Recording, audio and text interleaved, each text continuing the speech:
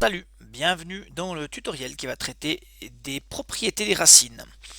Alors, les propriétés des racines sont similaires aux propriétés des puissances. On va en voir deux qui se trouvent dans ton aide-mémoire.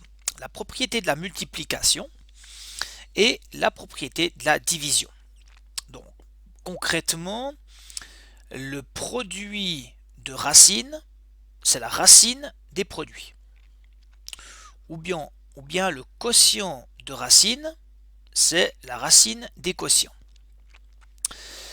On peut trouver des exemples quand même qui sont parlants. Si tu as racine de 5 fois racine de 20, comme racine de A fois racine de B, tu peux dire que c'est racine de 5 fois 20, c'est-à-dire c'est racine de 100. Ceci est valable pour la division également.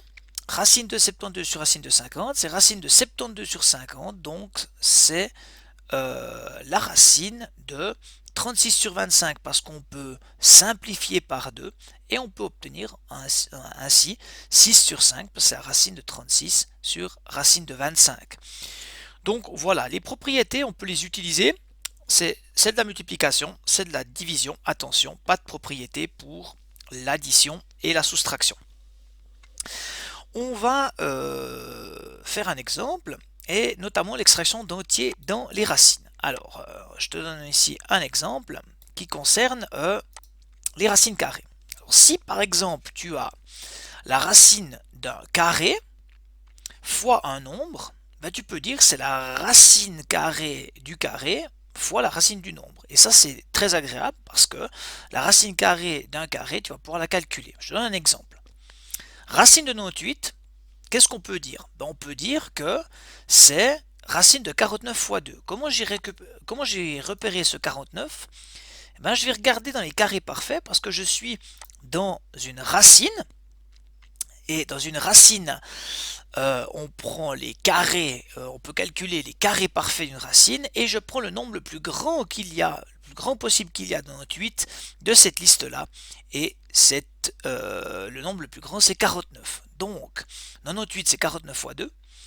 Et je peux dire que c'est la racine de 49 fois la racine de 2. Et évidemment, je peux dire que c'est 7 racines de 2. C'est ce qu'on appelle extraire un entier d'une racine. La racine de 98, c'est 7 fois la racine de 2. À quoi ça sert? Bon, pas forcément grand chose, si ce n'est faire du calcul et puis pouvoir simplifier des écritures. Mais bon, tu peux te dire que racine de 2, c'est environ 1,4. Et puis 7 fois 1,4, ça te donne une estimation de ce que peut être la racine de 98, bien que je pense que la racine de 98, tu comprends que c'est proche de 10, puisque c'est à peu près la racine de 100. Un autre exemple, l'extraction d'entiers dans les racines cubiques. Donc si tu as une racine cubique, puis que tu as un cube dedans, eh ben, tu peux faire exactement la même chose. Je te donne un exemple, si tu as la racine cubique de 16, eh ben, tu peux choisir ici, parmi les cubes parfaits, le nombre le plus grand possible. Alors dans 16, le plus grand possible, c'est dans les cubes parfaits, c'est 8. Et puis, tu as ainsi la racine cubique de 8 fois 2, et c'est la racine cubique de 8 fois la racine cubique de 2, et donc ta racine cubique de 8, ça vaut 2, et c'est 2 racines cubiques de 2. Voilà, ça c'est ce qu'on appelle l'extraction d'entiers dans les racines. Alors on va donner quelques exemples de calcul de racines. Alors premièrement, les racines carrées. Admettons que tu dois faire racine de 3 fois racine de 27, et combien ça fait? Eh bien, tu peux utiliser la propriété de faire racine de 3 fois racine de 27 qui fait la racine de 3 fois 27. Tu fais la racine de 81 et on voit que c'est 9. Là, ça devient un petit peu plus intéressant. Tu peux prendre une autre possibilité. Tu peux extraire de 27 la racine carrée de 9 et dire que 27 c'est 3 fois 9. Ainsi, tu as racine de 3 fois racine de 3 fois racine de 9. Racine de 3 fois racine de 3, ça fait 3. Racine de 9, ça fait 3. 3 fois 3, ça fait 9. Les deux possibilités sont intéressantes. Autre exemple de racine carrée où tu utiliseras des propriétés, c'est la racine de 3969. Alors pour faire ceci, eh ben, l'idée c'est de décomposer 3969 en facteur premier. Alors ici je l'ai fait. Donc 3969, c'est 3 fois 3 fois 3 fois 3 fois 7 fois 7. Là, je te laisse faire la décomposition en facteur premier. Et ici, on voit que le 3 fois 3 fois 3 fois 3, c'est 9 fois 9. On voit que c'est le 81.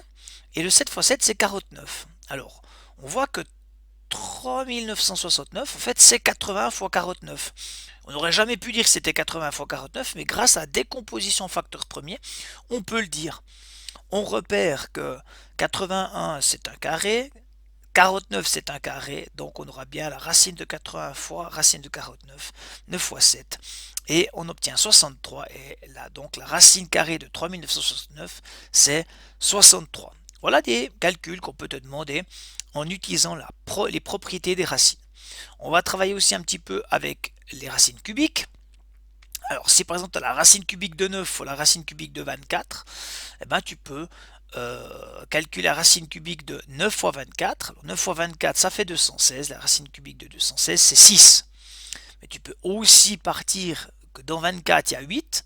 Donc, c'est racine cubique de 9 fois la racine cubique de 3 fois la racine, donc racine cubique de 9 fois racine cubique de 3 fois racine cubique de 8. Et là, ça devient intéressant parce que si tu multiplies l'un et l'autre, tu obtiens 3 fois 9, 27. Et tu as la racine cubique de 27. Racine cubique de 8, c'est 2. Et racine cubique de 27, c'est 3. Donc 3 fois 2, ça fait 6. Voilà un très très bon exemple d'utilisation des propriétés des racines. Pour le calcul de la racine cubique de 1728, lorsque tu as un grand nombre, décompose-le en facteur premier. Je te l'ai fait ici. Et si dans cette décomposition en facteur premier, attention, quand tu as des racines cubiques, il est nécessaire d'avoir 3 fois le même nombre pour avoir pouvoir extraire un entier. Alors ici, on voit qu'on l'a 6 fois. Donc en fait, on a 8, on a 8, et puis on a 27. Alors on voit ici 8, 8, 27. Racine cubique de 8 fois 8 fois 27, c'est racine cubique de 8 fois racine cubique de 8 fois racine cubique de 27. Eh bien facile, c'est 12. 12 fois 12 fois 12, ça fait 1728.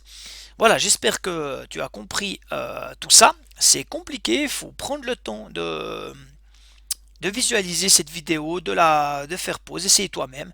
Et puis, à toi de jouer sur des exercices. Ciao, ciao!